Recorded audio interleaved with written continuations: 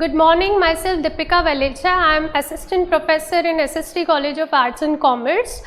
Today we are going to discuss about the topic which is in second year banking and insurance, and also it is a topic in third year BCom class. The topic name is Introduction to Taxation. So before starting with the taxation, first of all let us see what do you mean by public revenue. Now public revenue, that is basically the revenue generated from government from all its citizens of, or from all the citizens of the country. So basically the income of the government from all the different sources is called as public revenue. The government is using that particular funds for the purpose of different purposes, like for example we have infrastructure, we have development, we have developmental functions, defense function, law and order maintenance, and also for the for irrigation of poverty and for irrigation purpose, and also for the eradication of poverty, etc. So these are the basic functions, these are the basic reasons why the government is using the public revenue for the betterment of the society. Now let us see the sources of revenue which the government is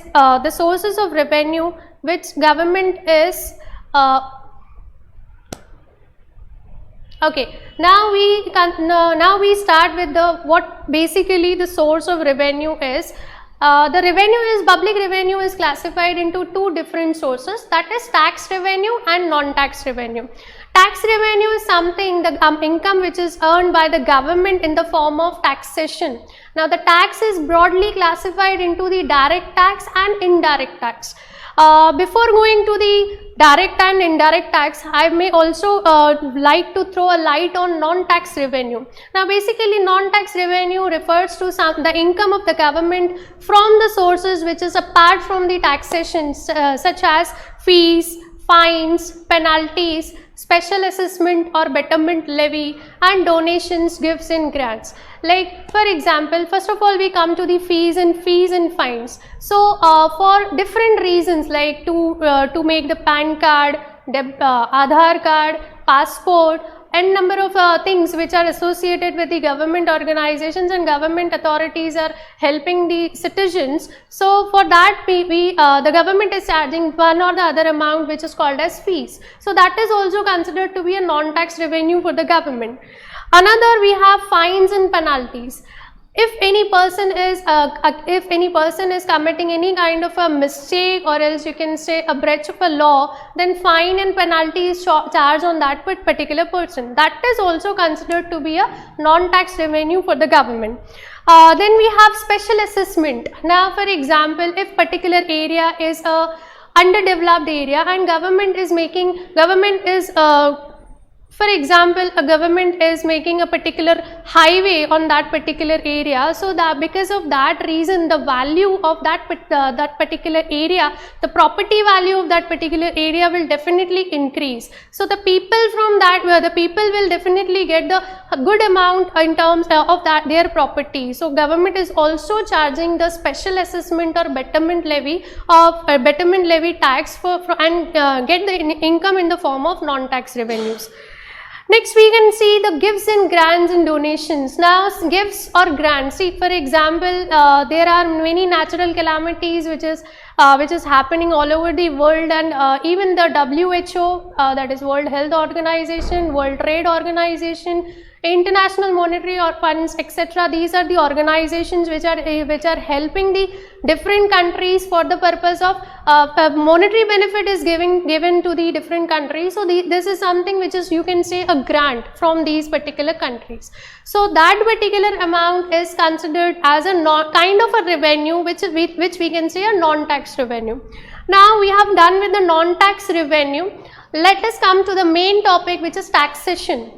Now what is tax? Tax is something which you can say it's a compulsory payment to the government without any Quid pro quo. Now, what do you mean by the quid pro quo? That quid pro quo, that is something which is a term used in the in law, which means something in written. So it's kind of a it's a compulsory payment. We cannot expect that if I am paying 1 lakh rupees as a tax to government, as an income tax to government, so I will definitely get a good kind of a facility from the government in terms of everything. So it's not like that. It's a kind of a general taxation according to your standard of living, according to your income.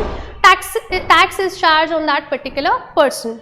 So basically taxation is something, it is in compulsory payment, and a refusal to pay that particular tax is termed as a punishable offense.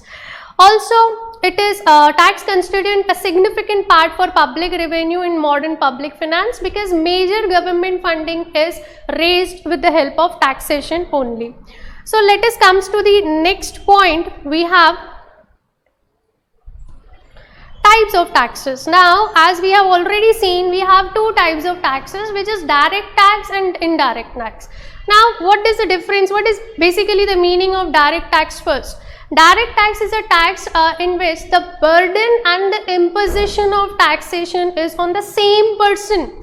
Now, what do you mean by that? Burden and imposition. Say for example, if I am earning, say for example, my annual income is 5 lakhs rupees. So the income is mine, so the tax applicability will be on my income only, and I am the only one who is going to pay that amount on my behalf. No other person is going to pay that particular amount.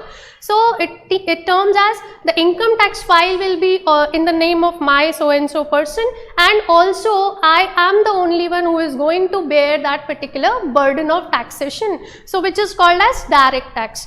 We have different examples of direct tax. We have income tax, corporation tax, property tax. Now again we can say in property only as well, if I am owning a particular property, so I am only the one who is supposed to pay the tax, property tax of particular property. Now we can come to the next point. We have indirect tax. Now what do you mean by indirect? Just reciprocal to that of the direct tax, the burden and the imposition is on the different person. Say for example, if you are going to McDonald's and if you are consuming some or the other, whatever the things, whatever the stuff you have ordered, and then you are paying the tax, you are paying the bill.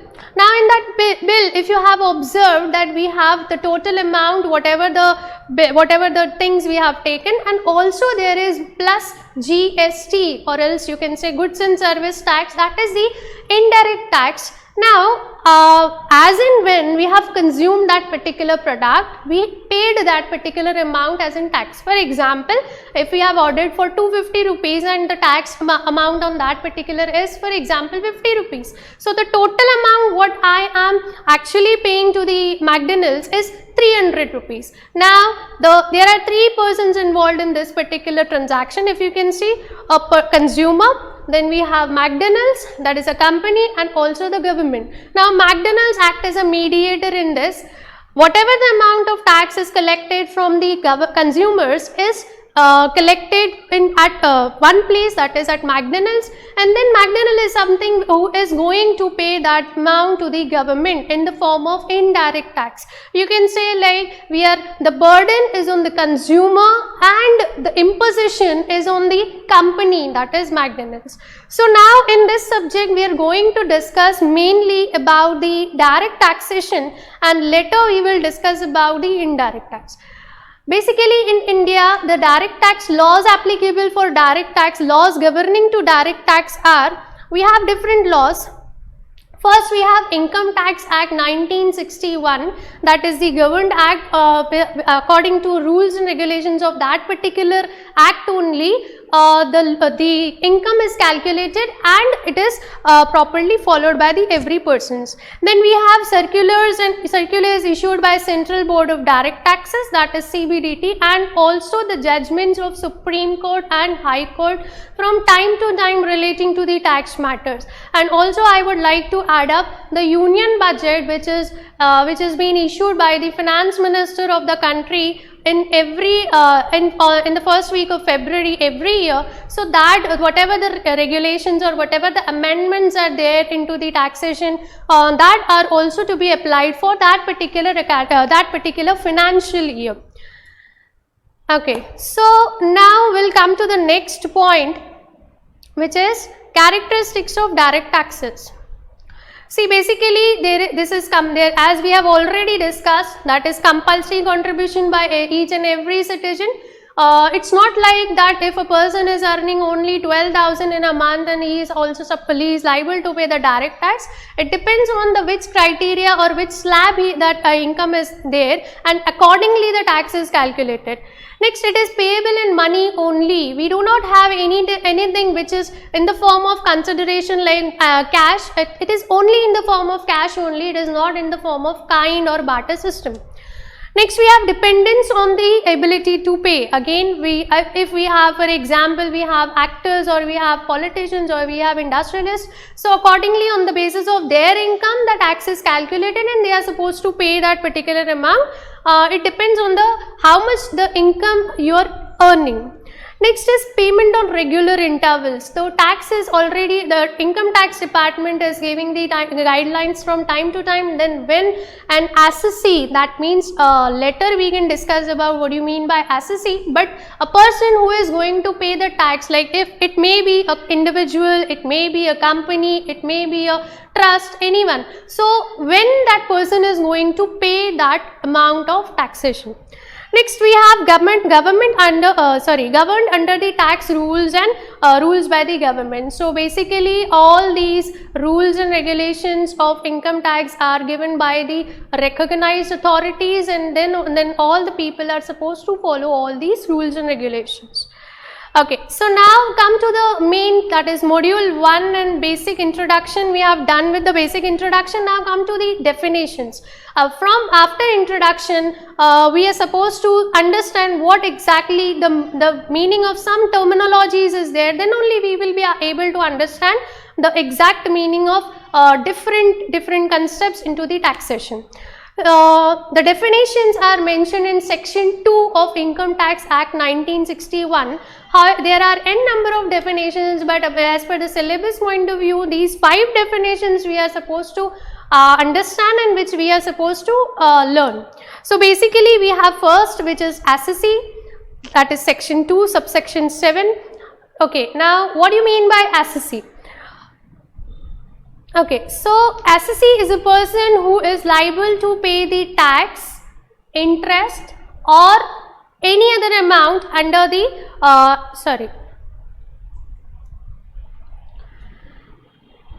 assessee is a person who is liable to pay the tax, interest or penalty under the Income Tax Act. Now basically assessee means what? It is a person. Person means, now we can come again of what you mean by person into the later part, but assessee is an individual. You can say an individual, a company or any firm, partnership firm, who is liable to pay tax. Now we can consider this first point, who is liable to pay the tax. Second is interest. Third is penalty under the Income Tax Act. Now first basic, if you can say a normal assessee, that whatever my income is and on that income I have calculated my tax amount and I am paying that amount to the government. That is something which you can say he is liable to pay the tax. Second, if you can come to the interest amount, if say for example my tax is calculated, I am liable to pay so and so amount. For example, I am liable to pay 50,000 rupees as a taxation, but I failed to pay that particular amount on time. So definitely income tax will definitely charge some other amount which is termed as interest. So the person who is liable to pay interest as well is also called as assessee. Third, if you can say penalty. Now I am liable to pay tax, even I fail to pay that tax, so that the income tax department charges the interest on me, and even I fail to pay interest as well as an amount of tax, so that department will definitely charge the penalty on me. So that amount is also the person who is liable to pay these 3 things, or one out of these 3 things is considered to be an assessee. Next we have, it also includes every person who is deemed to be an assessee at under any provisions of the Act, and every person who is deemed to be an assessee in default under any provisions of the Act. Now we have, let us come with another example, which you can say a deemed assessee. Now what do you mean by deemed? Deemed is something on behalf of some other person. Now for example, if one minor is there, minor individual is earning the income, which is something which is like it should be calculated and it should be into the income tax rules. But again, if you know that minor is someone who is not जिसका हम income tax file नहीं बना सकते, so definitely whatever the income minor is earning, that income will be added to his guardian's income. So that guardian is considered to be the deemed assessee. That means there will not be a file, income tax file, returns file of minor person. There will be an income tax file of a guardian, and in that guardian's file, minor's income will be added. So here guardian will be considered as the deemed assessee. Okay, one more thing we have, like we have different, we have NRIs, that is non-resident individuals. So we do have one people like who are not here, and we have some of the other representatives of NRIs who are handling their properties or incomes or businesses in India. So that representatives will be considered as assessee. So this is what about assessee is. In simple terms, to sum up with the assessee is a person who is liable to pay the tax, interest or penalty to the government. Okay, so now I would like to tell one more thing. There are two types of definitions in taxation. One is inclusive definition and another one is exclusive. Now if you can see over here, we have it includes, that means this definition is inclusive, and this all the other things which are related to this topic are also inclusive in that. That means it is not exhaustible like that, it is like that only. No, it's not like that. In exclusive definition, it starts with, for example, management is an art of doing things XYZ. So it doesn't start with management includes. So there is a distinction between inclusive and exclusive definition. Again, assessee is inclusive definition. That means whatever the content, if we have not written in this particular line only, but that whatever it is related with this topic, this is also inclusive in this particular definition. Okay, so second we can come to the assessment year. Now what do you mean by assessment? We have heard about this word many a times. What do you mean by assessment?